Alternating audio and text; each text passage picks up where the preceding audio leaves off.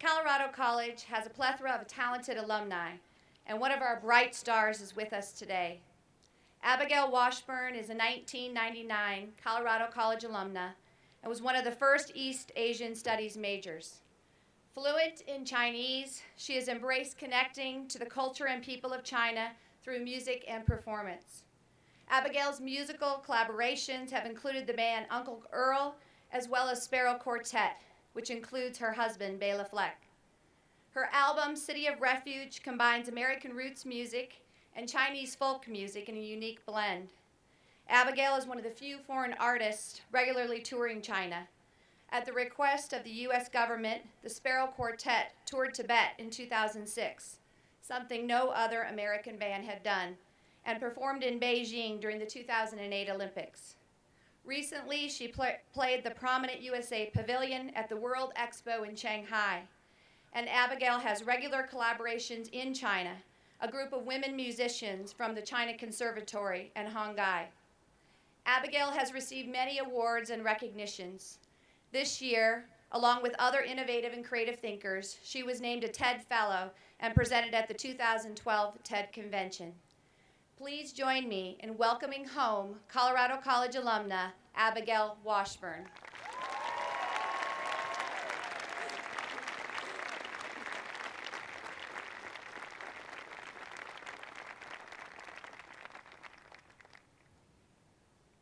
Bright morning stars are shining. Bright morning stars are rising.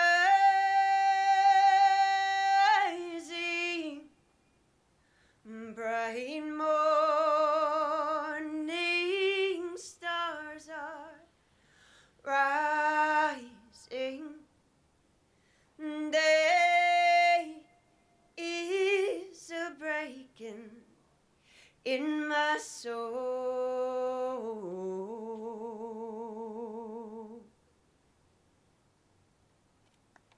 When I'm, thank you.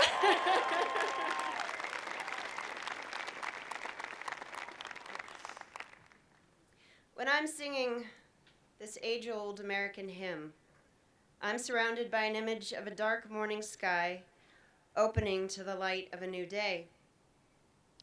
I feel the immediacy of beauty.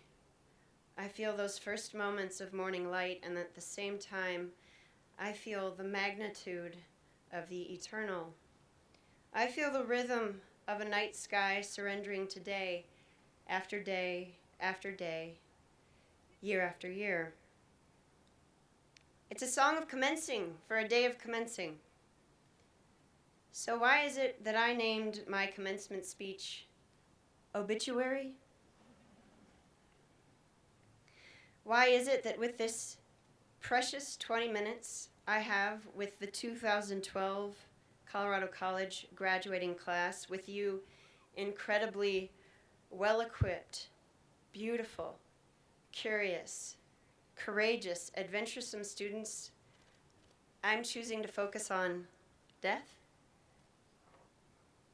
You see, at the time I started to really dig in and think about what to say to you today, I was pacing back and forth in the living room at my house, and I noticed a Whitney Houston album sitting on the coffee table.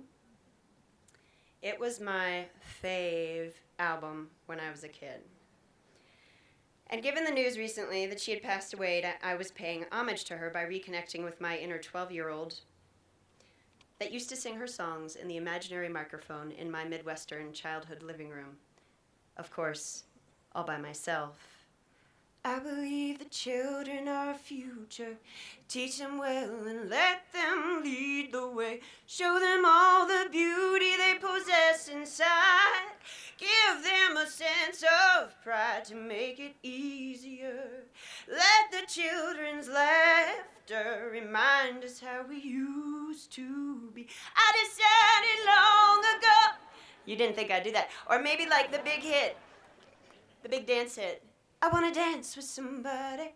Ooh, I wanna feel the heat with somebody. Yeah, I wanna dance with somebody who loves me. My favorite part. Somebody who loves me. But I bet you didn't actually vote me in here today to sing 1980s pop songs. It's just that in my, no, really, don't clap. Oh, God. Oh. It's just that in my pacing back and forth in my living room on that day, I couldn't help but think about the contrast of that 1980s pastel-bordered hyper-crisp photo of Whitney Houston's youthful, vibrant smile with what undoubtedly is her current physical state. And I should say right now that I'm going to share with you today a lot about how my mind works, some of which maybe I shouldn't. Nonetheless, it's your fault. You voted me in, and I'm going to give it to you. So I'll tell you that I pictured worms slithering up to the surface through her decaying eye sockets, and loam and soil pushing softly and ceaselessly against the wooden box cradling her skull, and a body deflated, emptying, surrendering to the earth.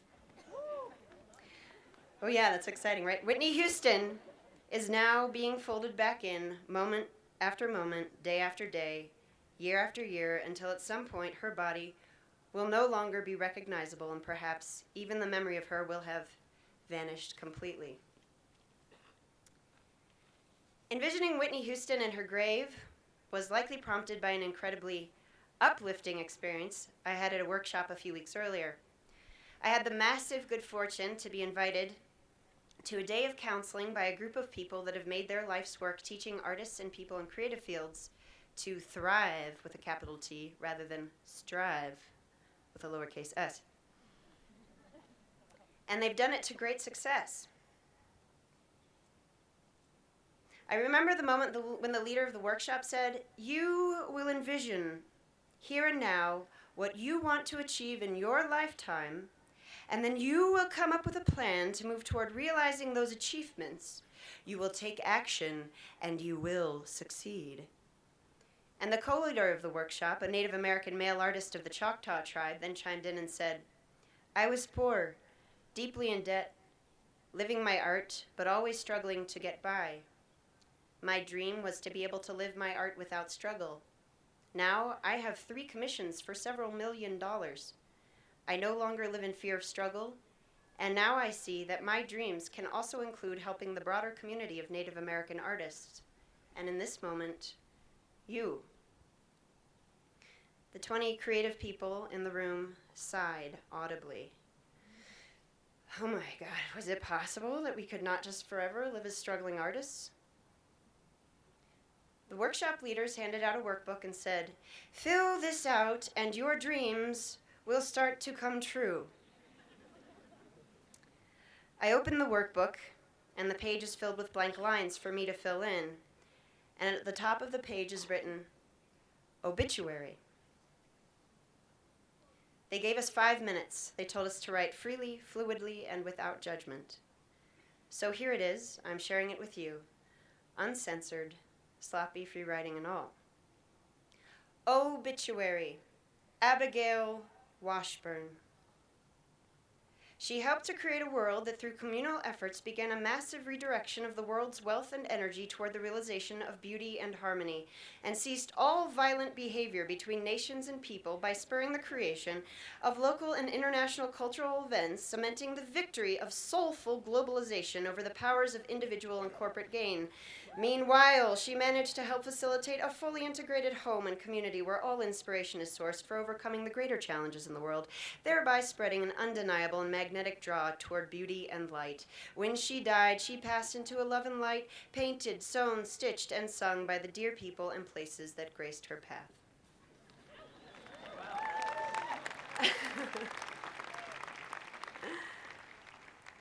Writing freely, fluidly, and without judgment, that's what came out of me.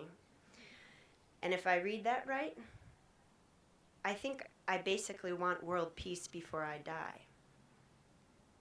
And if the workshop leaders are right, I'm going to do it. And I'm standing here thinking, you're right. How am I going to create world peace? So, this is where I thank you from the bottom of my heart for asking me to speak to you today. Not only is it a tremendous honor that you actually want to hear what I have to say, but also because it's forced me to face my obituary, and it's compelling me to try to figure out what I think I can actually pull off in my lifetime. I'm going to share with you 3 personal stories in an effort to explore the likelihood of me fulfilling my dreams. Story number 1. Before I left CC, I worked grounds crew for the summer. Anybody else doing that? Sweet. Then I followed my boyfriend at the time and his bluegrass band, all CC kids, to Vermont. We set up shop in the small town of Montpelier and got day jobs. Although I sang in Element, what's up, girls? I wasn't in the band and never dreamed of being a professional musician. I got a job as an assistant lobbyist at the State House and knew that eventually I wanted to use my CC degree in Asian Studies to help U.S.-China relations. I passed the Hanyu Kaoshi, the HSK, or the Chinese equivalency exam, and readied myself to move to China to go to Beijing University Law School. One night, several months before I left Vermont, I heard an LP of Doc Watson singing and playing Shady Grove. Shady Grove, my little love, Shady Grove, my darling, Shady Grove, my little love, going back to Harlan. That sound was so beautiful, and it was so American. It was, for me, the sound of home, and I knew I needed to get an old-time banjo and take it with me to China. Being the adventuresome CC grad, fearing a future spent in a cubicle in a law firm, I took advantage of my remaining time in the U.S. and I headed out on a massive road trip of the East Coast, including 5 days of insight meditation, a solo backpacking mission along the Appalachian Trail. I visited CC friends in New York City, and as I hit the Blue Ridge Mountains, I started the musical portion of my journey with a visit to a fiddler's gathering in West Virginia, a banjo lesson in North Carolina, and last stop, Kentucky, at the International Bluegrass Music Association Convention. On the last night of the convention, a couple of young women asked me to jam, and I timidly played the 4 songs I had picked up along my journey. And wouldn't you know it, a record executive walked up and asked me to come to Nashville, Tennessee to make a record. Story number 2.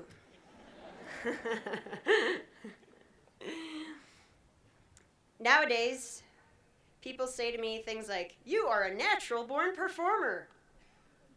And I'm going to tell you something. I am not a natural-born performer. The first time I got on stage to perform for people singing and playing banjo, I'd only been playing for a few months, and I only knew just enough songs. I was very, very, very, very afraid. My particular nervousness affliction is to feel like I have to pee. And I go back and forth to the bathroom over and over again until I think surely there's nothing left. So I'm backstage. It's my first festival performance, 10-minute countdown to stage call, and I'm stuck to the porta potty. Show starts. I'm on stage. I strum a chord, sing my first few notes, and what happens? I pee down my leg. Totally gross, man. Mortified is an understatement. Luckily, I had enough wits about me to realize that the audience was too far away to notice. I kept going.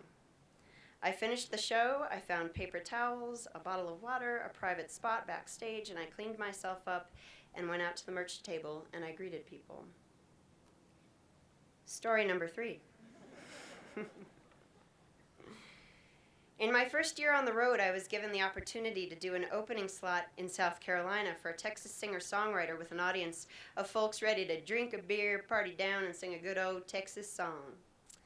Unbeknownst to me at the time, opening acts are often just a tool to fill time while the audience shows up late and gets drunk before the main act starts. So I get out on stage, and first thing, I dig into a lively banjo tune. I immediately notice that there are only a handful of people actually there at 8 p.m. And that handful of people stand at the foot of the stage and talk loudly. shouting drink orders at their friends as they walked toward the bar. Several songs into my set, the crowd is growing, and even fewer people are listening.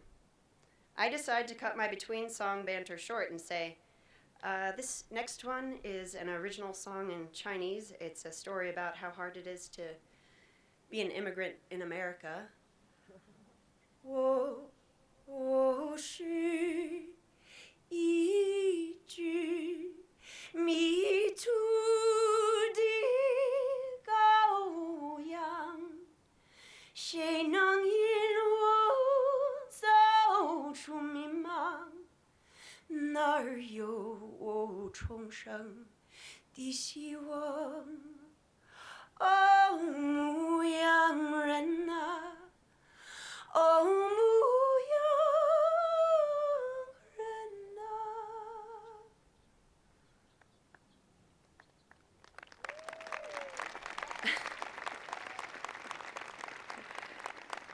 I wish I could tell you at this point that everyone shut up and listened. But in fact, only one small group of guys up front turned around and said something like, "Holy crap, man, I think that girl's singing Japanese." They start laughing and they make slant eyes. Classy. And that's when suddenly everything stopped. I was suspended, like in a kung fu movie, when everything literally hangs in the air, floating. My third eye popped wide open. I looked around at the South Carolina party, and I looked at myself on stage. And at first I felt anger. And then I felt sorry for myself. And then somehow, it all started to turn toward funny. Really funny. Here I was, singing a dramatic, original, a cappella song in Mandarin Chinese to a pile of really drunk people wanting to hear party songs with titles like, "I Want to Check You for Ticks," or "Drop Kick Me, Jesus, Through the Goalposts of Life," or "Mama, get a hammer, there's a fly on Daddy's head," or the crowd favorite, "You ain't much fun since I quit drinking." Needless to say, I became distinctly aware that this was an unideal setting for my music. And I was in the middle of a test with a capital T. Whoomp, I'm back into my body, next song up. I finish out the set after very weak applause from about a tenth of the audience. I walk off stage and stood by the merch booth at the back of the room. CD sales were what we call in the industry slim, reaching a total of 0.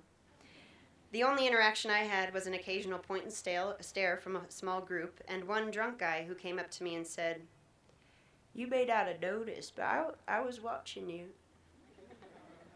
That was just weird." And that was just the first show with 5 more to go.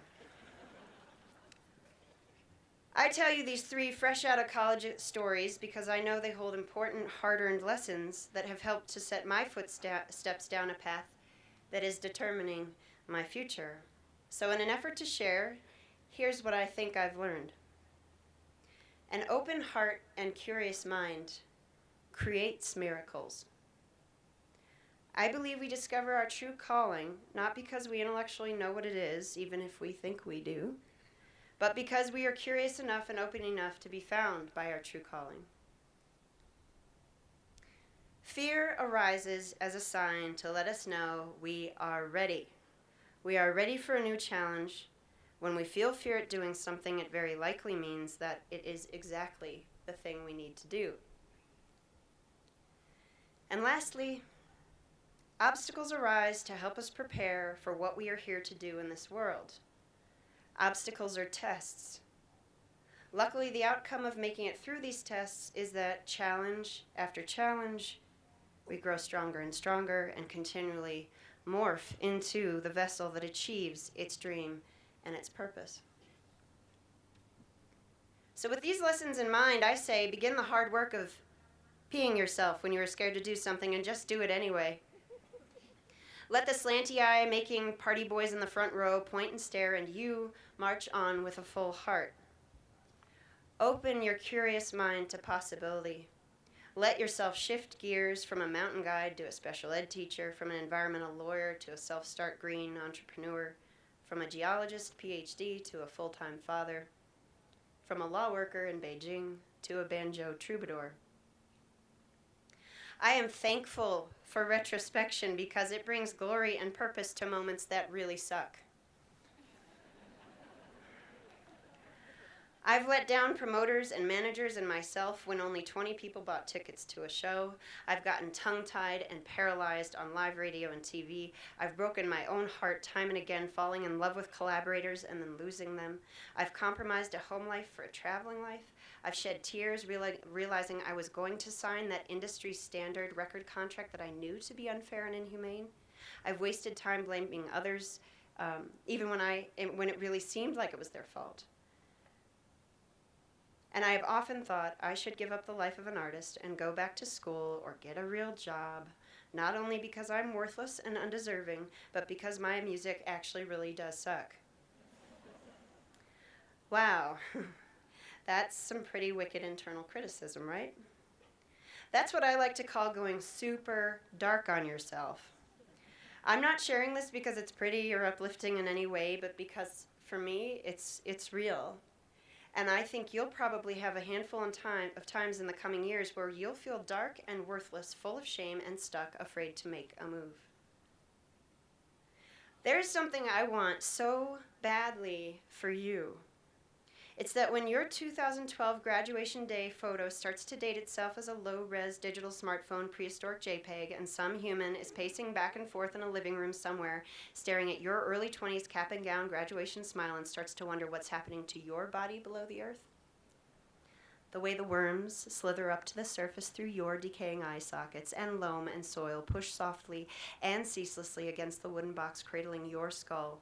I want to know that you rest there below the surface, assured that the short time you had on earth was not wasted on angst and disbelief, but that this open-hearted, life-loving, fear-overcoming, hope-bound human is just safely folding in again to the arms of the warm, grinding rhythm of eternity. I have two things I hope you remember from all this, other than, of course, my stunning rendition of Whitney Houston and the fact that I used to pee myself a lot.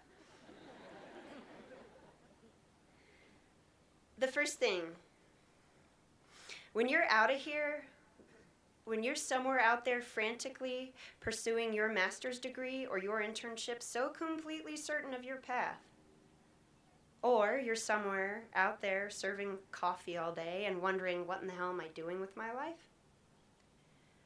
Take a moment alone. Get a piece of paper, and at the top, write the word obituary. Set the timer for 5 minutes and write freely, fluidly, and without judgment what it is you will have done by the time you're really out of here. Second thing, methodically, repeatedly, and continually cultivate your mind and heart for action. The world you create within yourself is the world you create outside yourself. Overcome the fears inside of you, and as you learn to rise through the darkness on the inside, moment after moment, day after day, year after year, you will see that on the outside, you are the harbinger of light, the fulfiller of dreams, and the maker of world peace. Bright morning stars are rising.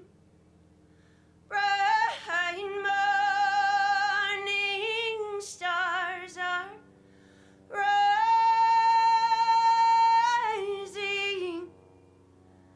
Bright morning stars are rising. Day